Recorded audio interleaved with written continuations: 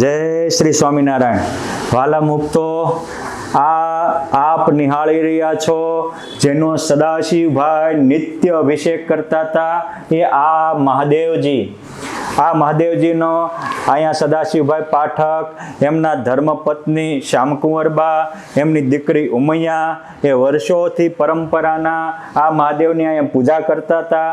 અને એ મહાદેવજીની પૂજા કોઈ દિવસ દેવોની કરેલી પૂજા નિષ્ફળ જતી નથી. દેવોની કરેલી સાધના આરાધના જ પરમ દેવ સુધી, પરમાત્મા સુધી વ્યક્તિને પહોંચાડતી હોય છે. જ્યારે અહીંયા આવ્યા અને યોગ સમ્રાટ ગોપાળાનંદ સ્વામી સંવત 1859માં પહેલા વહેલા વડોદરામાં પધાર્યા. આજે માંડવી ગેટ છે, ભગવાન સ્વામિનારાયણ નીલકંઠ વર્ણી રૂપે એ માંડવીના 16 સ્તંભ છે, એમાં બીજા લાઈનના બીજા સ્તંભે ઉભા રહ્યા હતા અને અભિચંદ વાણિયાને અલૌકિક દર્શન આપ્યા હતા. એની ખીચડી ખાઈ અને એ ખીચડી પ્રસાદીની આપી અને એના ધર્મપત્નીને એના પરિવારની મૈથુન ગ્રંથિ, કર્મ ગ્રંથિ, અહમ ગ્રંથિ, મહાત્મ ગ્રંથિઓને ગાળી નાખી હતી. એ જ જગ્યાએ ગોપાળાનંદ સ્વામી ખુશાલ ભટ્ટ રૂપે આવીને ઉભા રહ્યા. નાથ ભક્તને અલૌકિક દર્શન થયા, પ્રાર્થના કરી અને અહીંયા એમના ઘરે લાવ્યા. પછી સ્વામી કહે છે કે અહીંયા કોઈ વિપ્રનું ઘર છે? આ મારા મિત્ર જ વિપ્ર છે અને આ મહાદેવજીના પૂજારી. સ્વામી કે ક્યાં હશે? અરે સ્વામી, એ તો અત્યારે મહાદેવજીની સેવા પૂજા કરતા હશે. તો કે હાલો આપણે ત્યાં જઈએ. અને આ જગ્યાએ આ સ્થાને ગોપાળાનંદ સ્વામી ઉભા રહ્યા ખુશાલ ભટ્ટ રૂપે. એ વખતે મહાદેવજીના આ ફણામાંથી, આ લિંગમાંથી દિવ્ય જ્યોત નીકળી અને જ્યોતિમાંથી જગન્નો નાથ ભોળાનાથ પ્રગટ થયા અને સદાશિવભાઈને કહે છે કે હે સદાશિવ, તે આજ દિવસ સુધી મારી સેવા કરી અને મને બહુ રીઝવો છે. એના ફળ સ્વરૂપે હું જે ભાગવતજી જેવા ગ્રંથોમાં લખ્યું છે કે અનુવ્રજામ્યહમ સંતતો ગતમ, હું સંતોના પગલે પગલે ચાલું. અને એવા કોઈ મહાન સંત હોય જે સંત તે સ્વયં હરિ, કે એવું લખ્યું છે સાધવો હૃદયમ મહ્યમ, એ મારું હૃદય છે, મારું સ્વરૂપ છે. સાધુ ભગવદ મૂર્તિ સદૃશાન, મારી ભગવાનની મૂર્તિ સમાન એવા કોઈ સંત હોય તો આ ખુશાલ ભટ્ટ છે. માટે આજથી તમે એની સેવા પૂજા કરશો, એમાં તમારું અને તમારા 71 પેઢીનો ઉદ્ધાર થશે. અને પછી સદાશિવભાઈ તરત જ તે બહાર નીકળ્યા ત્યારે ખુશાલ ભટ્ટમાં એને મહાયોગેશ્વરના દર્શન થયા. નિષ્કુળાનંદ સ્વામીએ પણ લખ્યું ધરુ નામ તે ગોપાળાનંદ થયા, યોગેશ્વર જગવંદ, એવા દર્શન થયા. અને પછી સ્વામીના પગ પકડીને કહે છે કે હે સ્વામી, તમે જ્યાં લગી રહો, તમે અહીં બીજે જમવા ન જાવું કાંઈ, મારે છે ઘણી મહારાજની મહેર, માટે નિત્ય આવી જમો મારે ઘેર. અને પછી એમની ભાવનાને સ્વીકારી સ્વામી એમના ઘરે જમવા ગયા અને એને બનાવ્યો રૂડો થાળ આવ્યા, દયા કરી જમવા દયાળ જમ્યા. પછી ખુશાલ ભટ્ટની સંગે પુરુષોત્તમ નારાયણ જમતા હતા.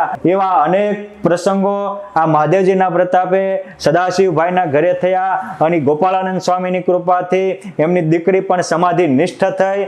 અને પછી તો સ્વામીની માટે આ વડોદરા વાડી મંદિર, આ સ્થાન એ સ્વામીનું ઘર બની ગયું. જેમ પુરુષોત્તમ નારાયણને રહેવાનું ઘર દાદા ખાચરનો દરબાર હતો, એ રીતે યોગ સમ્રાટ ગોપાળાનંદ સ્વામીને રહેવાનું ઘર એટલે વાડીનું આ મંદિર હતું. વળી એક દિવસનો સમય હતો, સ્વામિનારાયણ ભગવાન ધામમાં ગયા ત્યારે લોકોએ પ્રાર્થના કરી કે સ્વામી, આ મહાદેવજી તો છે જ, પણ હારે એક નાના બીજા મહાદેવ પધરાવો, થોડા મોટા આવને દર્શનનું વિશેષ સુખ આવે. એ વખતે સ્વયંભૂ અહીંયા મહાદેવજી પ્રગટ થયા લિંગ રૂપે. પછી સ્વામી કહે છે કે ચાલો આપણે એની પ્રતિષ્ઠા કરીએ. પ્રતિષ્ઠા કરવા આવ્યા, અનેક બ્રાહ્મણો હતા. એ વખતે ભાયાવદનના રામજી વિપ્ર પણ હતા. સ્વામી કહે છે કે રામજી, તમે વેદ બોલો. અરે સ્વામી, કાળા અક્ષર કુહાડે માર્યા, 50 માણસની 100 માણસની રસોઈ કરી હોય તો કરી જાણું, પણ મને વેદ મંત્ર ન આવડે. સ્વામી કહે તને તો 1 નહીં 4 નહીં 8 વેદ આવડે છે. બધા જોઈ રહ્યા અને અચંબો પામી ગયા કે 8 વેદ ક્યાંથી? એ રે સ્વામી 8 વેદ. સ્વામી કે તમને વંદુના પદ આવડે? તો કે હા. આઠે આઠ મોઢે આવડે, તાકે એક પદ બોલશો એટલે એક વેદની પારાયણનું ફળ મળશે, બે બોલશો બે વેદ પારાયણનું ફળ મળશે. માટે તમે વેદ મંત્રના તુલ્ય ભગવદ મહિમાથી ભરેલા વંદુ સહજાનંદ રસ રૂપ અનુપમ સાર ને રેલોલ આ પદ બોલો. અને સ્વામીએ રામજી વિપ્ર પદ બોલ્યા અને જ્યાં 4 પદ થયા ત્યાં મહાદેવજી ધ્રુજવા માંડ્યા, અને જ્યાં 8 પદ પૂરા થયા ત્યાં તો અનેક લોકોને નૃત્ય કરતા અને તાંડવ નૃત્યને તોડતા એવા શિવજીના પ્રત્યક્ષ દર્શન થયા. બધા કહે છે કે આવ્યા આવ્યા આવ્યા.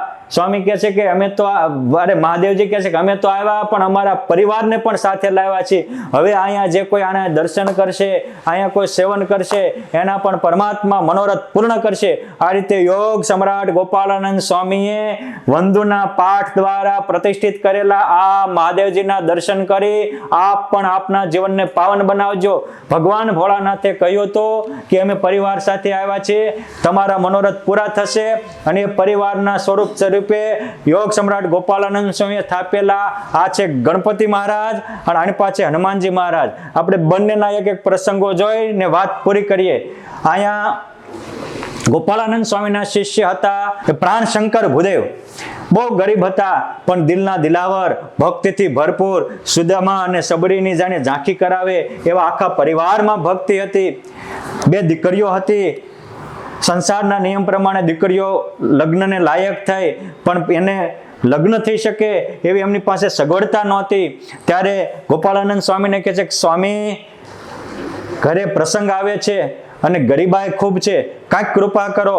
ત્યારે સ્વામી કહે છે અહીંયા આવીને કે ભગવાન ભોળાનાથ તમે અને આ તમારા સર્વના મનોરથ પૂર્ણ કરનાર સર્વ માંગલ માંગલ્યમ ભક્ત મનોરથ પૂર્ણકમ વંદે હમ ગણનાથમ તમ હરિહસ્ત પ્રતિષ્ઠિતમ.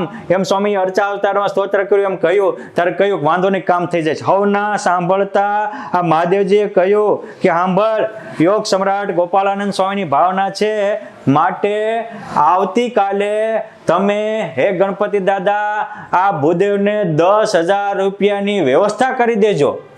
આ સાંભળી ગયા ત્યારે અહીંયા એક નાસ્તિક વણિક હતો, ભગવાનને ગાળ્યું દેતો, સત્સંગનો દ્રોહ કરતો, સંતોનું અપમાન કરતો, આમ જાતે હિન્દુ પણ ગણી શકાય મુસલમાન એવી વૃત્તિનો નાસ્તિક હતો.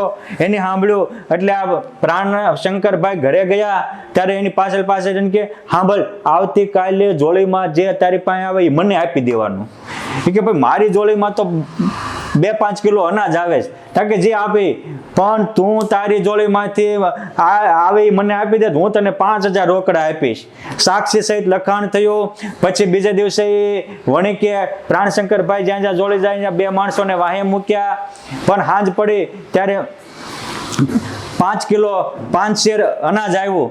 એટલે વાણિકનો મગજ ગયો કે આ મહાદેવજીએ કીધું તો હું કરી દઈશ અને આખો દિવસના માત્ર 5 શેર અનાજ જ આપ્યું. અહીં આવી અને મહાદેવજીની છાતીમાં આમ જોરદાર ઢીકો મારવા ગયા ત્યાં મહાદેવજીની ડૂટીમાં એનો હાથ વહી ગયો. આ ગણપતિ છે. પછી મહેનત કરે, વળ લઈ જાય, તૂટી જાય પણ નીકળે નહીં.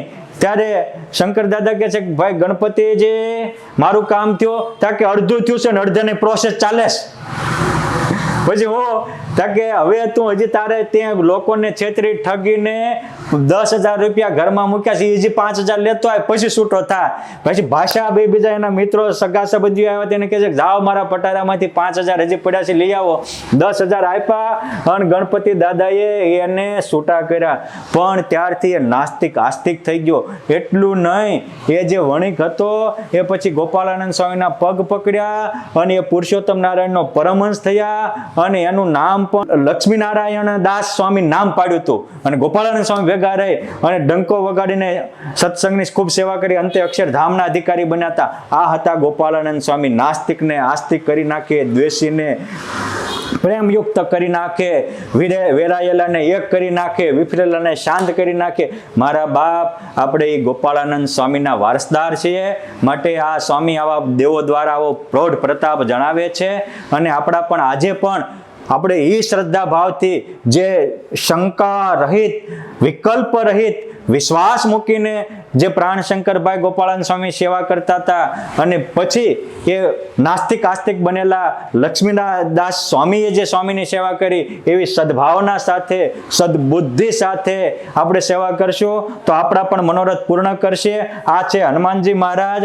સંતો એકવાર નાવા ગયા હતા ત્યારે અનેક દેશી લોકોએ ચડામણીથી અમુક એવી ઉલટા નારીઓ કહેવાય એ સંતોને ઉપવાસ પડાવવા પાછળ પડી ત્યારે સ્વામીના સંકલ્પથી હનુમાનજી ત્યાં ગયા, પૂંછડે બાંધી એ લોકોને બહાર કાઢી અને સંતોની રક્ષા કરી અને કહે છે કે જે સાચું બ્રહ્મચર્ય પાળે છે, જે સ્ત્રી ધનથી વિરક્ત રહે છે એની રક્ષામાં અમે કાયમ હાજર રહેશું એવું અમને સ્વામીએ કહ્યું છે. માટે એ પ્રતાપી કષ્ટભંજન દેવ, આ પ્રતાપી ગણપતિજી મહારાજ, આ સ્વામીએ વંદુના પદ બોલાવ્યા શિવજી અને આ સદાશિવભાઈ પૂછતા હતા એ શિવજી, આ બધાના આપ દર્શન કરી અને ધન્ય ધન્ય બનો. હું પણ આ દેવોને અને દેવોના દેવ ભગવાનને અને યોગ સમ્રાટ ગોપાળાનંદ સ્વામીને પણ પ્રાર્થના કરું છું આપ સૌ વતી કે હે સ્વામી, અહીંયા તમારા પ્રસાદીભૂત સ્થાનમાં જે કોઈ આવી આ દેવોના દર્શન કરે એના પણ દુઃખ કાપજો, એને પણ સર્વ પ્રકારે સુખ આપજો, એને પણ આવેલી આપત્તિમાંથી આપ સહાય કરી અને સુખિયા કરજો. રોગી હોય ને નિરોગી કરજો, દુખિયા હોય ને સુખિયા કરજો, વાંજ્યાને દીકરા દેજો. અને અંતે બાપ તમારું મુખ્ય કર્તવ્ય તો અનંતને અક્ષરધામના અનાદિ મુક્ત બનાવવાનું છે.